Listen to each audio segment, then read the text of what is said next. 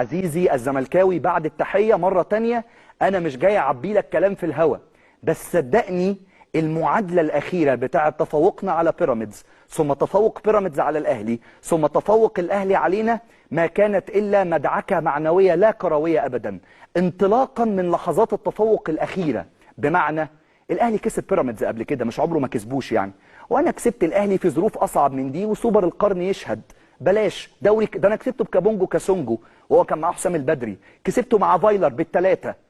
كسبت الاهلي وبعرف اكسب الاهلي، لكن في لحظات تفوق معنويه اخيره قدر كل فريق يستغلها على الثانيه. بدات بيا لما كسبت بيراميدز، تفوق بيراميدز نفسيا على الاهلي، ثم تفوق الاهلي عليا في لقطات ابعد شويه من الملعب من وجهه نظري على الاقل. الخبر غير الجيد ان سلسله التفوق دي اختتمت بخسارتي انا. لو كانت المباريات ترتيبها معكوس وبدات انا مثلا بماتش الاهلي ثم ماتش مع بيراميدز او ماتش بيراميدز مع الاهلي وختمت ببيراميدز معايا، كان ممكن جدا المعنويات في اخر جولتين تبقى مختلفه. عشان كده انا دلوقتي بعمل حاجه زي السفينه لما تبقى في البحر ماشيه في اتجاه، بلف كل الشرع والعجل ارجع تاني في الاتجاه المعاكس.